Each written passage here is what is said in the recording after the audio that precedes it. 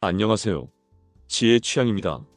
오늘은 우리가 일상에서 자주 겪을 수 있는 중요한 주제에 대해 이야기해 보려 합니다. 바로 나를 공격하는 사람으로부터 나를 지키는 법입니다. 여러분, 누군가가 여러분을 공격하면 어떻게 느끼시나요? 기분이 나쁘거나 불편하고 심지어 상처를 받을 때도 있죠.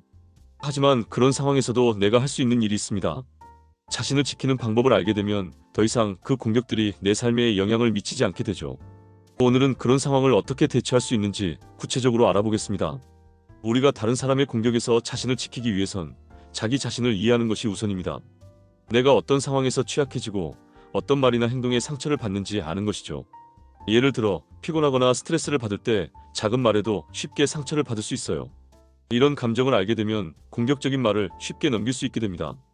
그래서 첫 번째 방법은 자기 인식을 높이는 거예요. 내가 언제 어떤 상황에서 더 예민해지는지를 아는 것만으로도 상황을 더 잘 대처할 수 있습니다. 예를 들어, 왜 나는 이런 말을 듣고 기분이 나쁠까?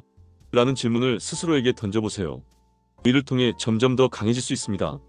그럼 나를 공격하는 사람들은 어떤 특징이 있을까요?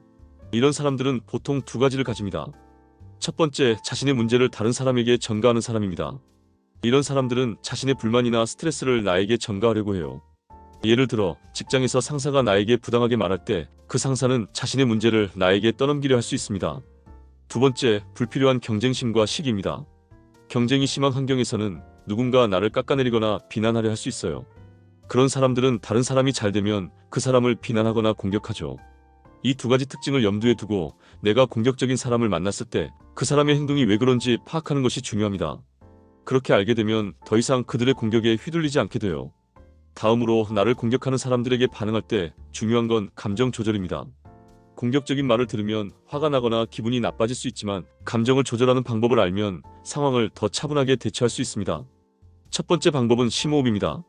상대방의 공격적인 말에 반응하고 싶다면 잠시 멈추고 심호흡을 해보세요. 숨을 크게 들이쉬고 내쉬고 다시 생각해보자라고 스스로에게 말하면서 잠시 시간을 가지면 감정이 진정될 수 있습니다.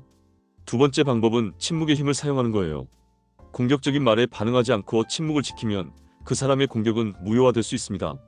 이때 중요한 건 침묵이 내 감정을 보호한다는 거예요. 세 번째 방법은 객관적으로 상황을 바라보는 것입니다. 내가 받은 공격이 과연 그 사람의 의도대로 해석된 걸까요? 때로는 상대방이 나를 공격하려는 의도가 없을 수도 있어요. 그런 질문을 던지면서 상황을 차분하게 분석하면 감정이 덜 상하게 됩니다. 자기 자신을 지키기 위해서는 한계를 설정하는 것이 매우 중요합니다. 내가 용납할 수 있는 범위와 한계를 명확하게 정해두면 상대방이 나를 공격할 때 더 이상 그 공격이 내게 영향을 미치지 않게 됩니다. 첫 번째, 물리적 한계를 설정해 보세요. 공격적인 사람과 대화할 때 불필요한 대화는 피하고 거리를 두는 것이 좋습니다. 물리적으로 거리를 두는 것만으로도 감정을 보호할 수 있어요.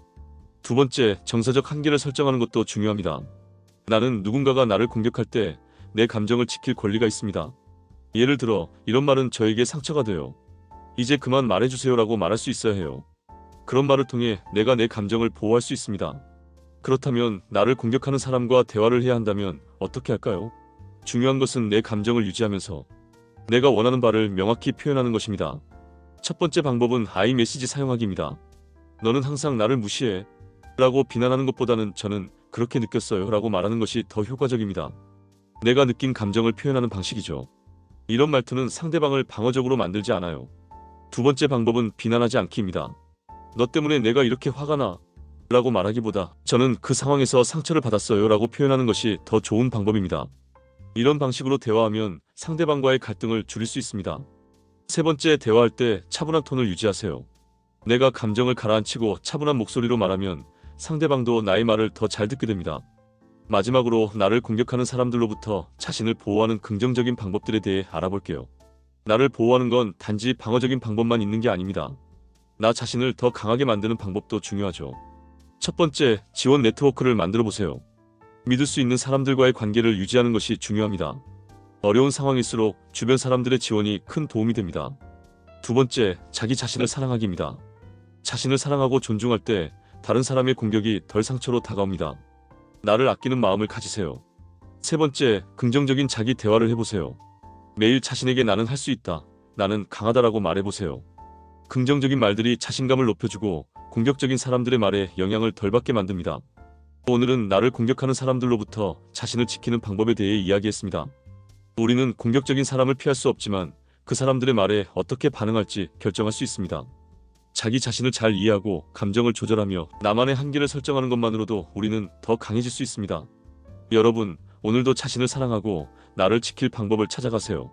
영상이 도움이 되셨다면 좋아요와 구독, 알림 설정 부탁드립니다. 더 많은 유익한 정보를 드릴 수 있도록 계속 노력하겠습니다. 지금까지 지혜의 취향이었습니다. 감사합니다.